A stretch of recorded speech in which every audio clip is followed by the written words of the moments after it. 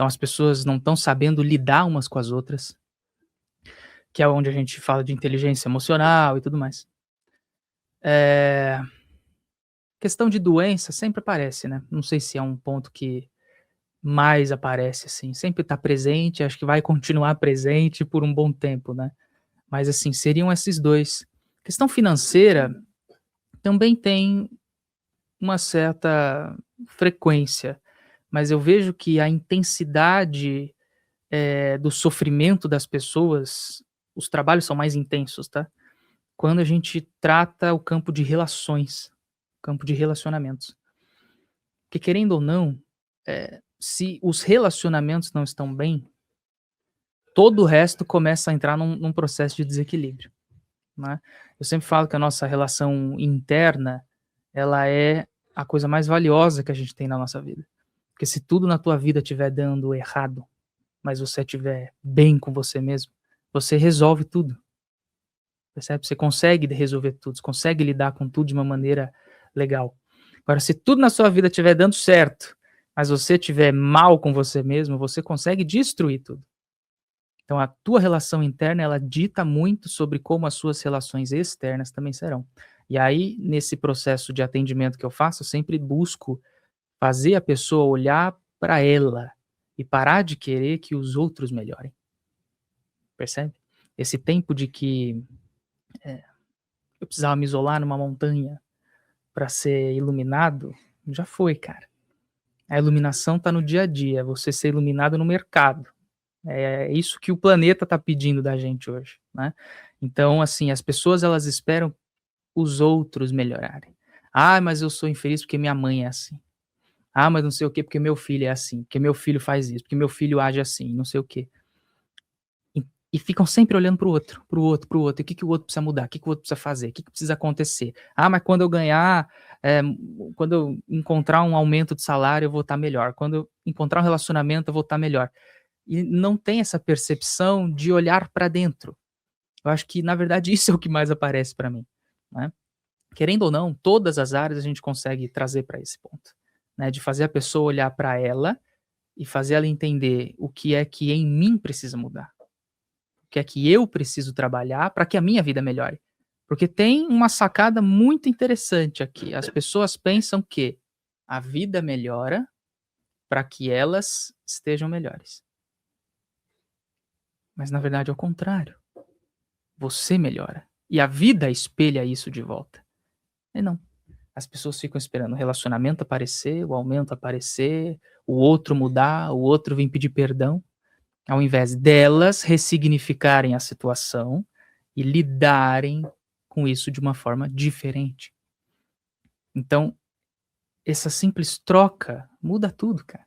E eu sempre falo isso, o universo é um espelho. O espelho ele não mostra uma imagem diferente para você, se você não mostrar uma imagem diferente antes. Então, se você quer qualquer mudança na tua vida, a primeira coisa que muda é você. E é isso que eu faço todo dia da minha vida, falando a mesma coisa para as pessoas, cara, a mesma É. coisa. E às vezes esse lance do outro, né, chegam casos, assim, dos mais diversos. "Ah, mas eu nasci numa família assim, pai assim, mãe assim, tá difícil, continua difícil". E falei: "Mas você acredita numa força superior?". A pessoa: "Sim". "Então essa força superior tecnicamente errou com você?".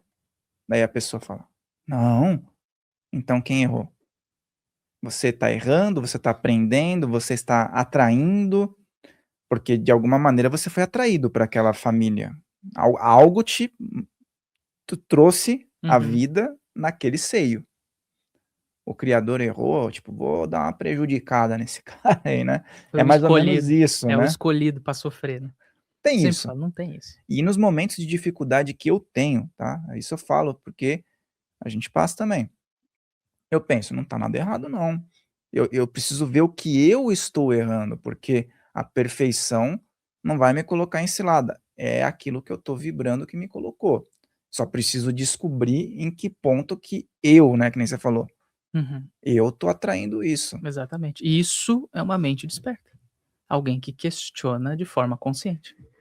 E não É isso. significa que vai ser bacana, que você vai Não. se agradar. Isso que Não. tem que deixar claro, É. né? Tipo, tudo paz e luz. Não, né? Não. Você sofre também com isso, gera desconforto, mas, pelo menos Sim. você tem isso na mente. Exatamente. Perfeito. É um negócio que é difícil, eu acho que é difícil. Tem pessoa que briga por conta disso, mas, cara, não adianta, você pode conversar com o Dalai Lama. Esse cara vai ter problema, você pode conversar com qualquer líder religioso, sabe? O Chico Xavier, quando estava aqui, você acha que ele acordava todo dia falando, mil maravilhas? Eu acredito que ele tinha reclamações também. Tinha. Com certeza, não tinha? Com certeza tinha.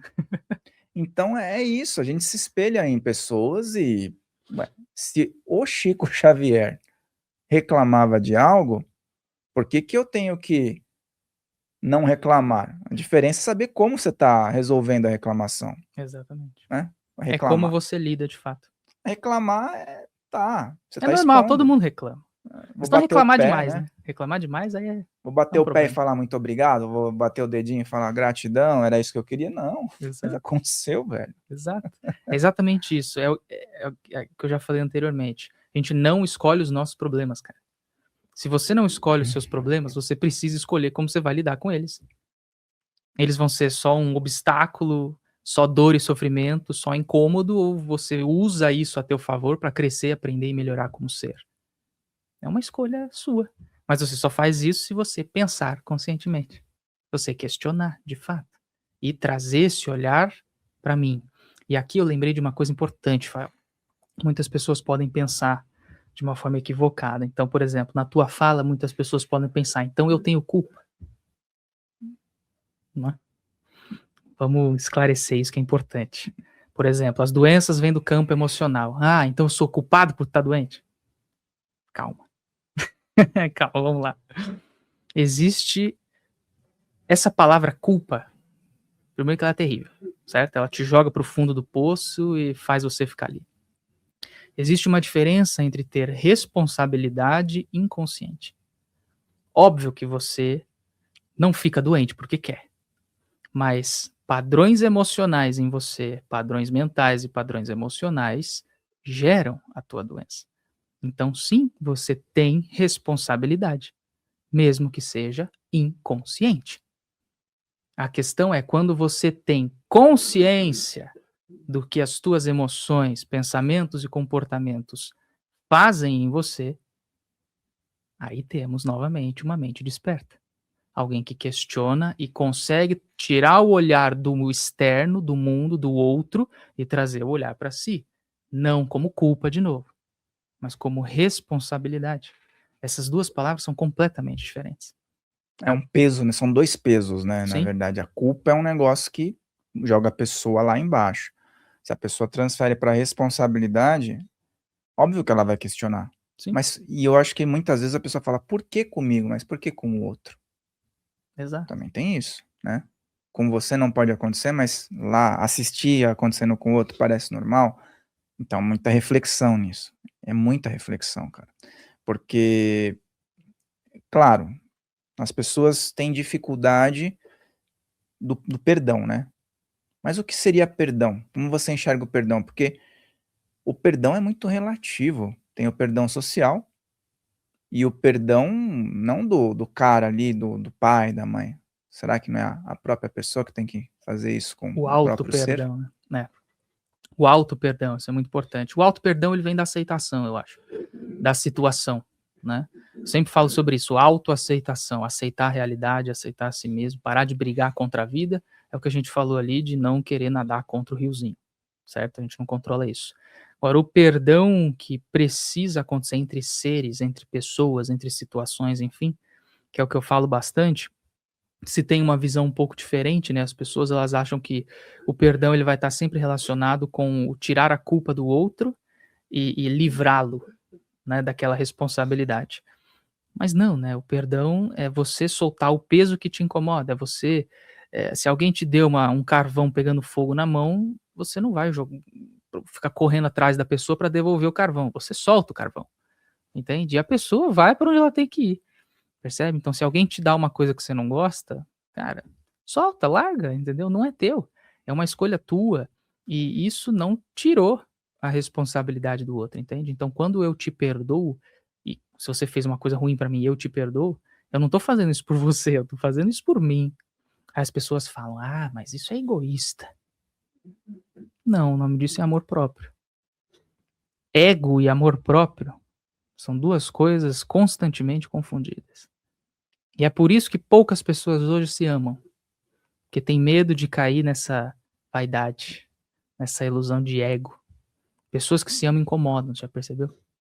Pessoas que têm uma Uhum. autoconfiança incomodam os outros, percebeu? E muitas vezes as pessoas se irritam, né, com excesso de felicidade, Sim. simpatia e tudo mais.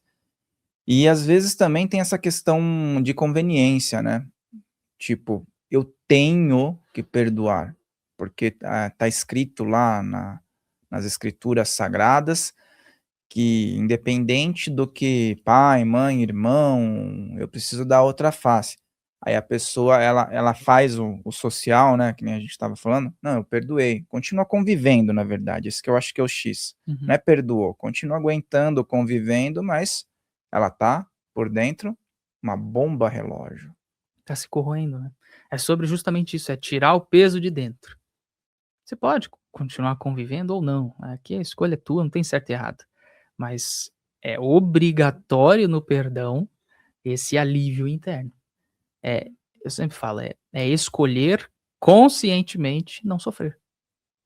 Eu não vou mais sofrer por isto, ponto final. Quando você toma uma decisão clara e objetiva e consciente das coisas, ninguém vai tirar isso de você, cara. Que nem eu falo, felicidade. Felicidade é uma escolha. Não dá pra gente classificar o que que é felicidade. Um milionário tem depressão. Pobre tem depressão. Então a felicidade tá condicionada a quê? Gente que tem relacionamento tá triste.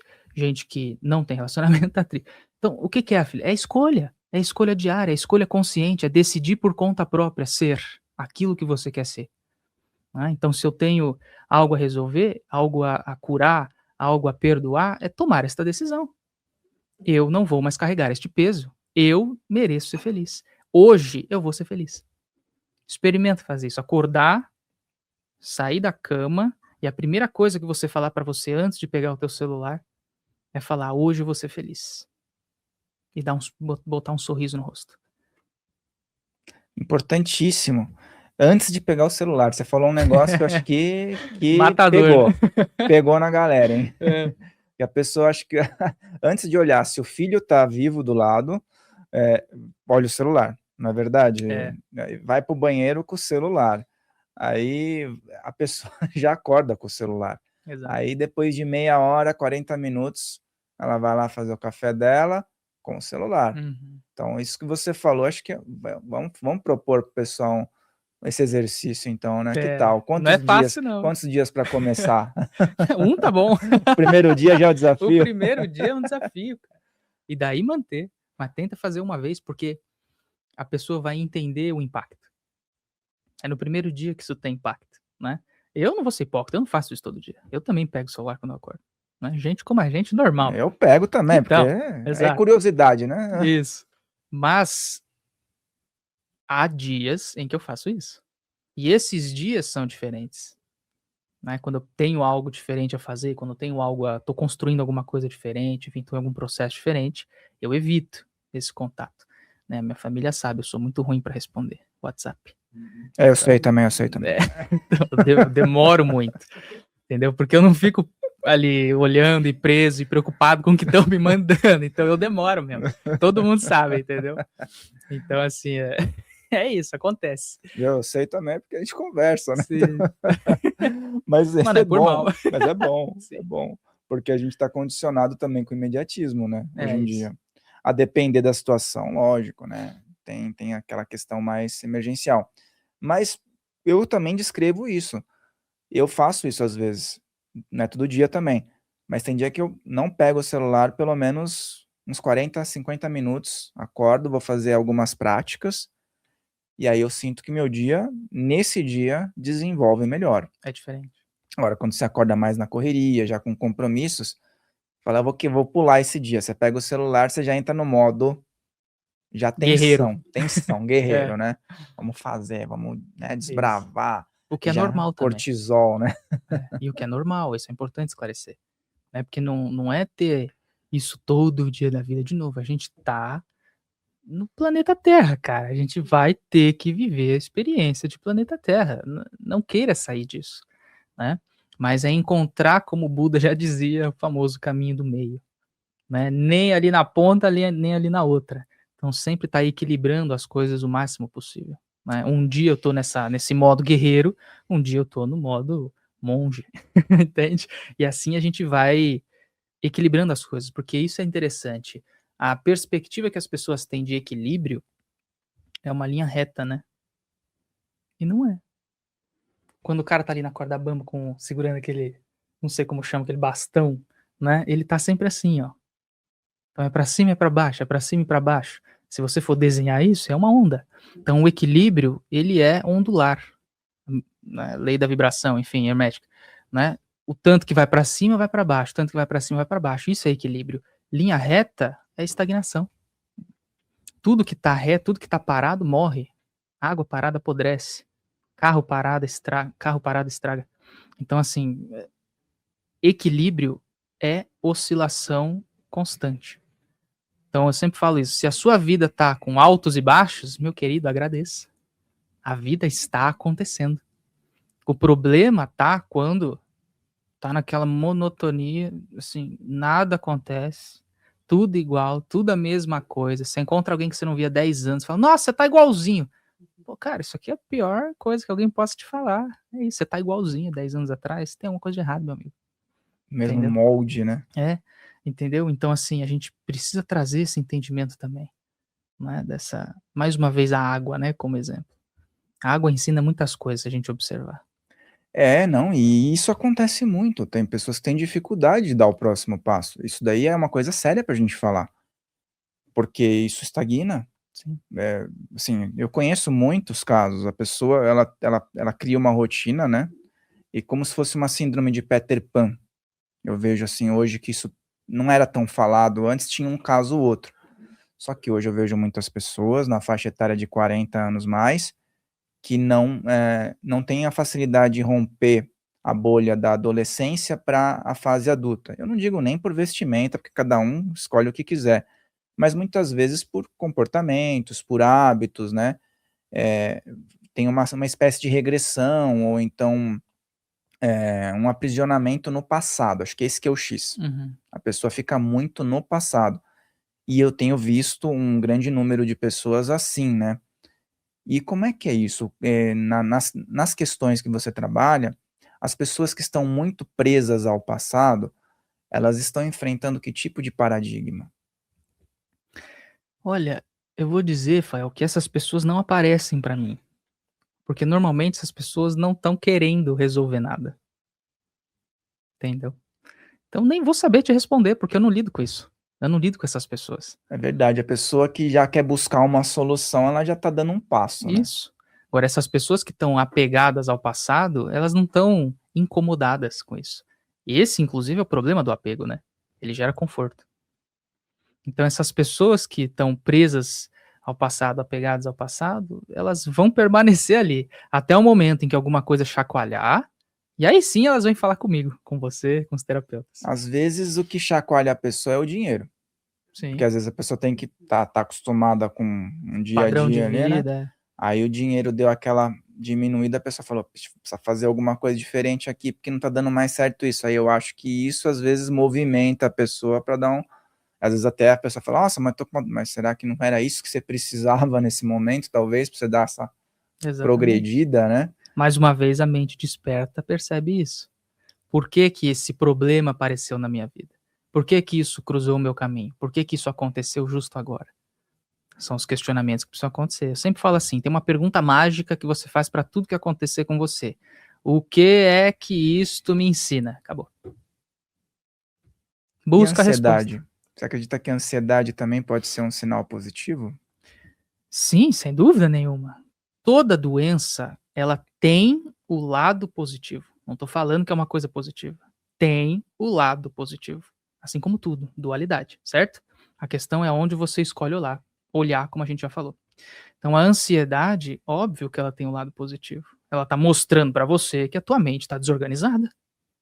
E que enquanto a sua mente estiver desorganizada, o teu sistema inteiro também estará. Simples. Então, se você aprende a questionar e entender isso de forma consciente, você resolve o problema. E você cresce com ele, que é o mais importante. É o motivo dos problemas existirem. E se você prestar atenção e entender isso que eu estou falando com profundidade, problema não existe. Tudo que existe é oportunidade de crescimento. Basta que você queira enxergar assim. Não, é que ainda mais quando a gente fala sobre espiritualidade, né? Sim. É que às vezes a gente tá preso só nessa existência. De repente, isso dificulte um Isso, percurso, né? sim. Quando a pessoa é cética. Olhando só para a vida material, digamos assim, cara, a vida é injusta. Esse mundo é injusto, terrível, certo? Agora é o que eu te falei. Quando você busca o estudo espiritual, você entende como as coisas funcionam. Quando eu entendo como a coisa funciona, eu começo a perceber que, opa, peraí, isso aqui que eu achava que era injusto, talvez não seja tão injusto assim. Talvez tenha um porquê de estar acontecendo isso desta forma, exatamente assim. Entende? Então, é as pessoas descobrirem que a espiritualidade te dá o manual do jogo. Eu tenho essa percepção, Fael. Sempre quis falar sobre isso, eu sempre esqueço. Eu gosto muito de jogos também. Eu gosto de muita coisa. Eu fazia esportes, eu jogava jogo de videogame, eu tinha as duas polaridades, né? Quando era jovem. Eu fazia os dois. E até hoje eu gosto de jogos, porque eu acho que eles trazem uma percepção de realidade muito interessante. E se você, não sei, você joga alguma coisa, já gostou? Gosto de jogar, de fazer esporte também, lutar, fazer um monte de coisa. Tá, então a gente é igual. Essa questão de jogos de videogames e tudo mais, tem o RPG, certo? No RPG você tem que assumir o papel de um personagem e seguir lá a historinha, construir teu personagem, certo? E aí a gente para analisar a semelhança com o processo reencarnatório. Então a primeira coisa que você faz quando você instala um jogo e começa a jogar um RPG é você criar o seu bonequinho, certo? Criar o seu personagem. Então você escolhe cor de cabelo, cor de pele, como eu quero ser, papapá, pipipopopó, e a minha profissão, né? Você é guerreiro, arqueiro, então você escolhe tua profissão. Qualquer coincidência, certo? Aí você nasce. Teu bonequinho nasce e ele é o quê? Nível 0. Você não tem o quê? Experiência, certo? E aí você vai fazendo as quests, as missões, para ganhar o quê? Experiência. E assim subir de nível.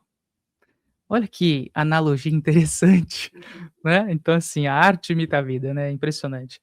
E aí a gente vai entendendo esse processo, né? Você vai melhorando seus equipamentos, você vai conhecendo pessoas, se juntando com grupos que vão te trair, que vão te ajudar e não sei o quê, e um te dá uma coisa que te ajuda e faz você conseguir conquistar outra coisa. Mas se você não entrar no jogo todo dia, o seu personagem não cresce. Gostei, até marquei umas coisas que você falou aqui que eu achei interessante a relação. Entende? Então eu sempre quis falar isso, eu sempre esqueço, cara, lembrei hoje. Que bom. Tá explicando o jogo da vida de uma forma muito interessante. Não é? De uma forma gamificada, né? A forma moderna de falar, gamificado. Então a gente tem essas analogias nos jogos que eu particularmente acho muito interessante. Acho que é por isso que eu gosto, porque eu começo a entrar em realidades diferentes, né? E aí a gente vai fazendo essas analogias, fica interessante de perceber isso. Né? Magic, Então, e eu jogava Magic, cara, quando eu Magic era eu não joguei. criança, era com cartas, tal. Hoje eu nunca mais joguei e tal. Mas tem todos os elementos, tem várias questões do processo espiritual.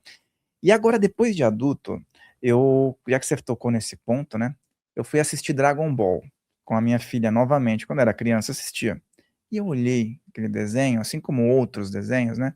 Falei, nossa, tem vários aspectos espirituais ali, várias camadas, trabalho de energia, espiritualidade, níveis, que quem está assistindo como criança, assim, só para, né, assistir, não entende espiritualidade, fala, ó, é ilusão.